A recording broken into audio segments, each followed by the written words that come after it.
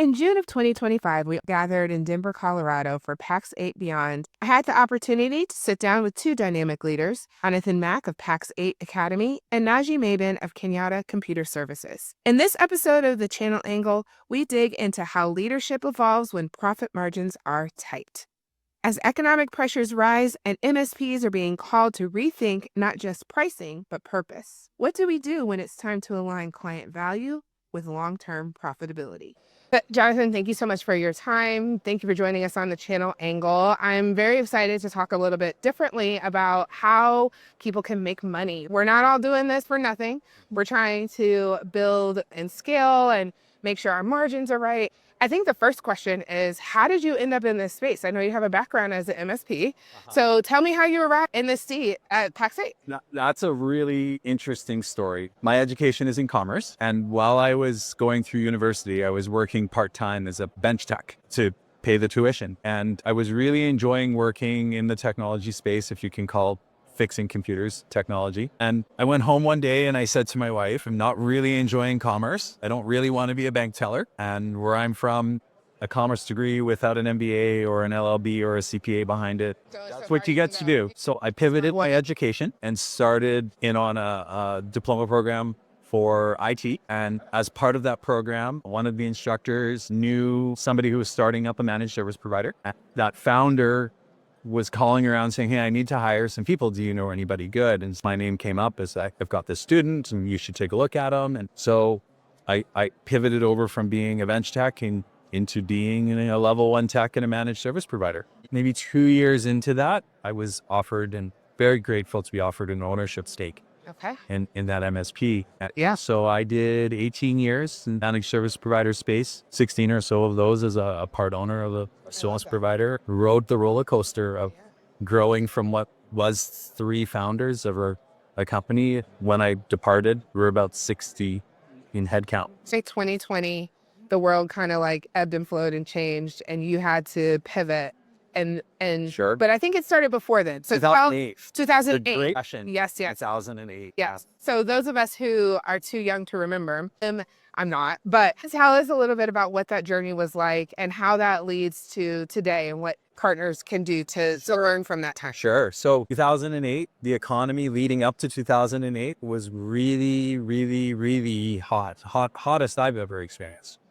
And it was pretty easy. It was pretty easy to grow, frankly, but then it all came flying apart. And because we were growing so rapidly and it was so easy, we weren't paying a lot of attention to the bottom line, lots of attention to the top line. So lots of attention to the revenue side, but not necessarily the profitability side. And when it all came flying apart and we started looking at the bottom line, we discovered it wasn't what we thought, expected, or hoped. Now, did you see, like, was it wasteful spending? Is it like just not paying attention to where money was going? Was it redundancies? A little bit more of the specifics of what you found. It actually wasn't any of those things. We were over servicing our clients compared to how much they were paying. Pricing is for not profitable or not as profitable clients as you would want them to be. Really boils down to a combination or one of 2 things. Are you underpriced? Or are you over servicing? Yeah. The ecosystem is such a service-based and we're so relational. And I see a lot of partners who just really want to do the right thing when it comes to their clients. It is an interesting thing. How can we still be that service-based, people-centered, want to do the right thing for these small business owners that we partner with, but also being well aware of the bottom line and the challenges? Give us the 3 different ways that you shared with us earlier. Sure. So top-down pricing is what will the market bear and what is everybody else charging? Yeah. That's really what it... So I'm Sally Stu. Billy Joe is over here charging this. I'm comparing and I'm going to be competitive with them. Yes. Because if they're charging that much and you're going to charge twice, you need to have a really compelling story to tell about why you can do that. And so just understanding what's going on in the market and around you is the top-down version. The bottom-up version is the numbers. It's the math and doing the formula of what are my costs? How much money do I want to make? Right? Let's put the margin on my costs to get to my outcome, my desired outcome. And that's what it is, right? And it, as I mentioned in the presentation, that number won't lie to you. Yeah. It is what it is. If I have a $40 an hour technician, I need to charge X dollars to X get dollars. this amount margin. Right, to get to my outcome. Yep. And so if those numbers are really gapped, if they're really far apart, then there's some other things that need to be taken a look at and focused on. But the balance is taking those two and putting them together and recognizing, okay, where am I against the market? Where am I when I do the math on my costs? Do they align? Are they really far apart? If they align, great, right? We're in a really good spot. If they're really far apart, why are they so far apart? Well, it could be that your techs are extra expensive. You might have really, really experienced techs. The other shop might be doing something different. They might have lower end. They might be offshoring to keep the labor costs in check. Could be your tools. You might have lots and lots and lots of tools in your stack, and the next person doesn't. You don't know those things. So examining why the discrepancy, but also understanding, well, if I have those extra tools and if I have extra experienced technicians, what value am I offering over and above what Sally's doing? Yep. That's that story of why will I cost more? Yeah. Yeah. And I think going back to being a service-based, space. So it is sometimes relational. It is sometimes, the pizzazz, because certain partners have a little bit of pizzazz. I mean, we see a lot of custom dunks walking around, the custom jackets, just like some swag going. And that transfers to people. People want to do business with people who are cool. And confident. And confident. Yes. For tips, maybe for people who are in the ecosystem that want to bridge those gaps, like looking at the numbers and like being really in depth with it. Like, what is okay, I've done my numbers. I know what everyone else is doing. I know what I need to make. I know that I'm competitive in some areas. I've reanalyzed my tech stack. How do I take that to market? Sure. So sales isn't particularly my specialty. We'll just call that out now. However, it's important that those that are in that selling space and are in those selling motion, they need to be in the community. They need to be rubbing shoulders with the right people, building relationships, because completely agree. It's very relational in so many different ways. And they need to be able to share and articulate that compelling story. Yeah. Be able to articulate what makes me different than the other person. That's the crucial part. And this industry is founded primarily by technicians who are brilliant, geniuses, many of them, right? So absolutely brilliant. But being in the community and articulating that story isn't always their strength, because they're technicians. They don't often love doing it. Yeah. And so, but that's what I would suggest is I love it. Be in the community, building relationships, sharing your story. And knowing what that story is. Knowing- Right? Yeah. Beautiful. Anything else that we need to know about you or your role at Pax8 or the marketplace, or what are we missing? Give me some dirt. I work with partners day in and day out. Yeah. For just 5, 6, 7, 8, sometimes 9 hours a day. I'm working with partners, and I hear what they hear. I'm seeing what they see. I feel what they feel, really at a grassroots level. And really, I tried to emphasize this part. The partners, they do phenomenal work. They really do need to look at themselves and recognize the work that they do and the value that they provide, and maybe not realize it. And sometimes I think they feel a little guilty. Yeah. It's like, I'm enjoying this so much, and now you want me to get paid for it?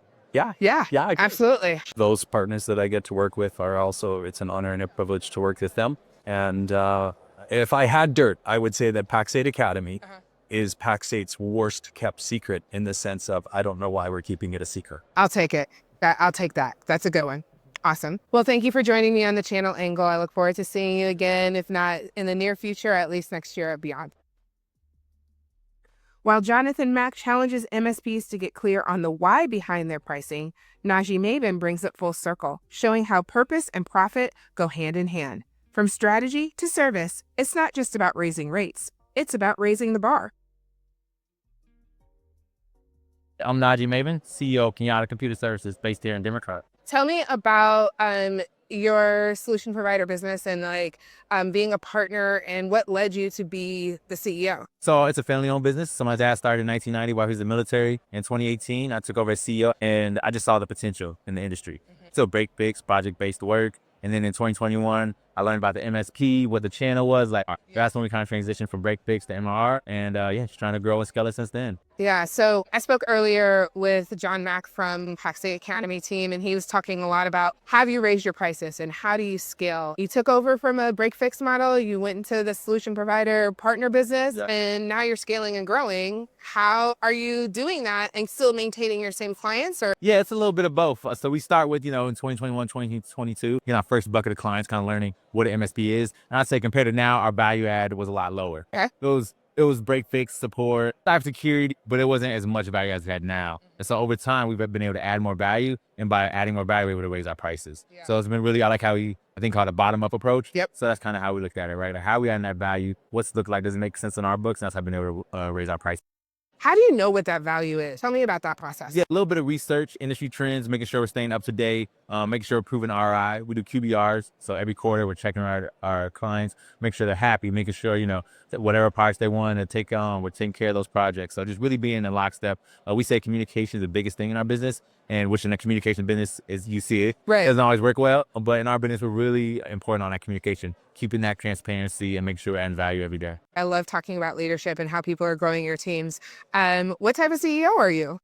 I try to empower. I think that's the main thing, right? I say leadership truly is bringing people with you, pulling them up, not just telling them what to do and walking away, right? So really empowering people, providing the opportunity for people to grow, build careers, and really just feel like they have their own initiative behind everything you do, whether it's projects, account management, like it's their ideas and we're empowering their ideas to move forward. Yeah. Of course, we have our processes, our SOPs, and how the business wants to do things, but really empowering their thoughts and making them own, their tasks and what they Yeah. think that's an important part.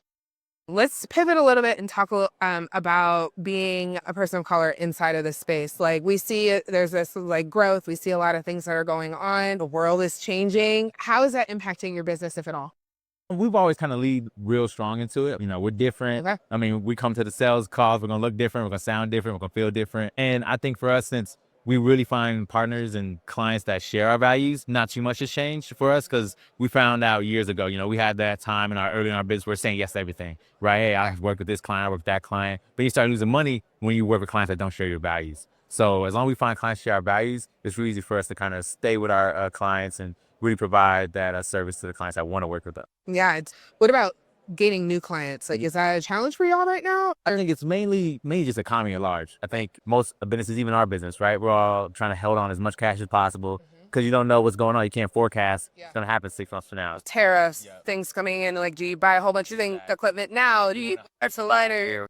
Outsource? Do you take it offshore? All those different things. So they're just trying to hold on to cash so you can be flexible. So I think with our current clients, we see them still getting service. We see them still putting on projects and spending money because we're already in there. But with new clients, we did see a slowdown, especially Q1. I think Q2, a little bit kind of freed up and we saw more leads come in. But Q1 was definitely like, let's hold the brakes. Yeah, so kind of wait and see what's going to happen. Yeah, exactly. So tell us a little bit about AI. We've talked a lot about agentic AI and Yeah. all the things that are coming through, not just through Pax8, but in the global marketplace in general. How are you all integrating that into? Yeah, I think I woke up and honestly with agentic as the word that caught out both times. But we're trying to implement it. I think just making sure our techs understand how they can use it, right? Because it kind of starts with the tech. So internally. Internally, yes. Internally, because if we're not using it, we can't really provide solutions. So everything we try to provide solutions, we're doing internally. It starts with cybersecurity. If you're not secure, how do you sell that solution? Absolutely. Right. So we try to use internally. Our techs are using it through our tech stack and just getting them more use cases on how it works. And then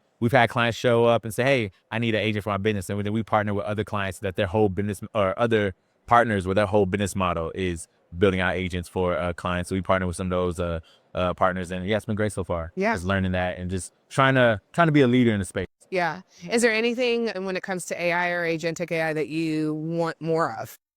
And that's a great question. I think one thing I really like is the Pax8 marketplace they're saying that they're going to have for agents in 2026. I think just, as a MSP, I don't want to develop much. Right.